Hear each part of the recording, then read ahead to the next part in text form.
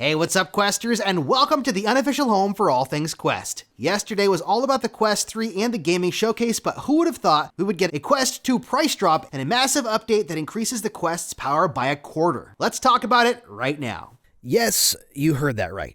The Quest 2 is not only getting a price drop, but a pretty significant performance upgrade. First of all, let me just say that the Quest 2 and the Quest Pro both are not going anywhere, according to Meta. In the blog post, it actually says, while Quest 3 sets a new standard for mixed reality, immersive gaming, and what a mainstream VR headset can be, Quest 2 remains our most affordable entry point to VR, and Pro is optimized for work use cases. We'll continue to sell Quest 2 and Pro alongside Quest 3, and we'll keep shipping new software updates to make the Quest experience even better. So this is essentially making the Quest 2 a tier of their Quest platform.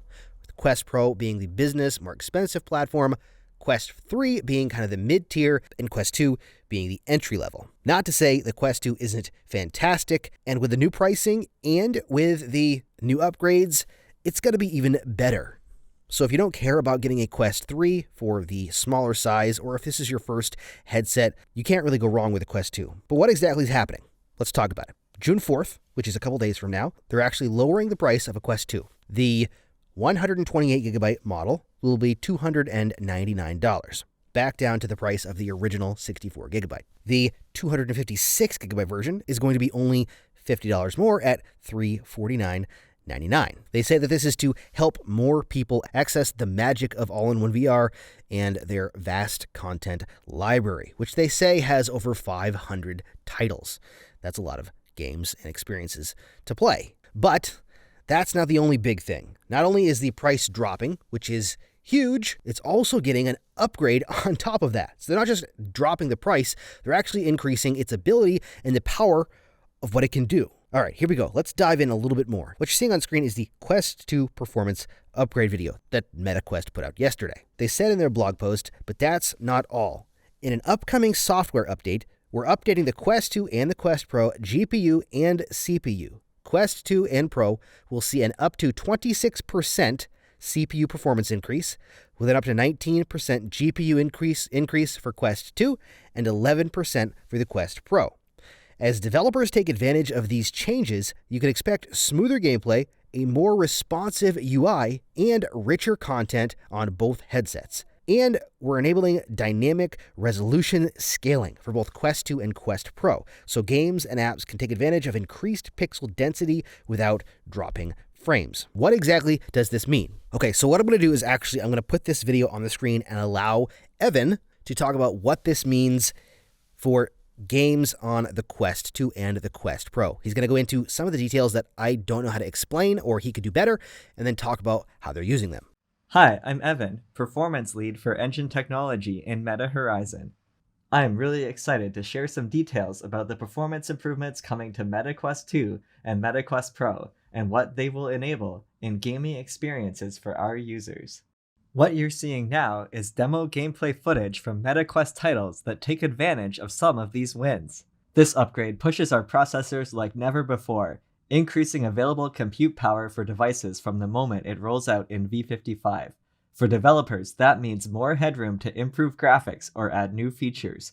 For players, it means they'll immediately see smoother gameplay in many of the games they know and love. In Horizon Worlds, we are leveraging these expanded capabilities in our upcoming game, codenamed Titanborn Rumble. This allows us to improve graphics with imported meshes or models, or enable more people to play together while preserving a high frame rate for user comfort. We're really excited about these improvements coming to more experiences in Horizon Worlds over time. Developers will need to update their apps to take full advantage of the increased processor speeds and dynamic resolution scaling, which, when enabled, will automatically increase the resolution when the GPU is underutilized. We look forward to seeing this update deliver a great VR experience for Quest Pro and Quest 2. Okay, so as you could tell from that video, this is going to be a pretty good thing. Actually, it's going to be a very good thing for users and for developers, because it's pretty easy to enable, apparently. It sounds like it's just as easy as updating their application, or I guess enabling potentially this and updating the application or whatever it takes. I'm not technologically advanced enough to know. And that will actually allow this to use the upscaling, the resolution upscaling, and the extra power for the GPU and the CPU. According to this video, as you heard, if the GPU is not being fully utilized, I believe is what it said, it'll actually use dynamic upscaling to increase the resolution or clarity or whatever that really means. All I know is that we're getting more power, and it's going to look considerably better. You could tell with those images on the screen that upscaling is going to be huge because it just allows for more power and better looking visuals on the Quest 2, which already looks pretty great as it is. So needless to say, this allows the Quest 2 to be an even better purchase than it was yesterday before we knew this. And then June 4th, when the price drops, it's going to be even better. For $299, you're going to be able to get a 128 gigabyte Quest 2 headset. You're actually getting a better deal starting June 4th than you probably did when you bought the headset when it launched, which is pretty impressive, really, because you're paying less of a price for more power, a massive library of games, and continued support. They're going to continue updating this headset because they're trying to make VR accessible to more people. And giving it additional power so it can keep up better with the Quest 3 is a great way to do that. And now let's talk about what else is going on in the world of Quest before the weekend. First of all, there was tons of news yesterday, so if you don't know anything about the Quest 3 or all of the games that were announced at the showcase, go and check those out on my channel. There's a lot going on. But on top of all of that, things that got missed were things like pretty good releases that came out yesterday. I think everyone was very distracted by what was going on, and at 1 o'clock yesterday, we had new game releases. A significant amount of them, actually. So let's talk about what those game releases were. And then next week, I'll have a video going over all of the other releases coming up for the Quest 2 for the rest of the month. So for new releases yesterday, we had No More Rainbows. This is a unique, almost Gorilla Tag style locomotion where you are kind of playing the ante of what a lot of games present. You're trying to kind of destroy these cute little creatures, and yeah, it's pretty cool. I've only played very little of it, but what I played was pretty fun, and I've heard some really good things about it. It's a platforming style game in first person, so if you like that kind of stuff and you want to kind of destroy rainbows and cute little creatures, then this might be right up your alley. We also got Budget Cuts Ultimate, and I'm actually very much enjoying this. This was a launch for PC and I think PlayStation VR originally, and this game is both of the two games that existed together. This game, you're going to try to escape from robots. It's a stealth sneaking game with some cool locomotion with a teleportation gun, allowing you to shoot a teleportation bullet, essentially, and then looking around and using sharp things like knives and scissors and stuff like that to actually take out the robots that hunt you.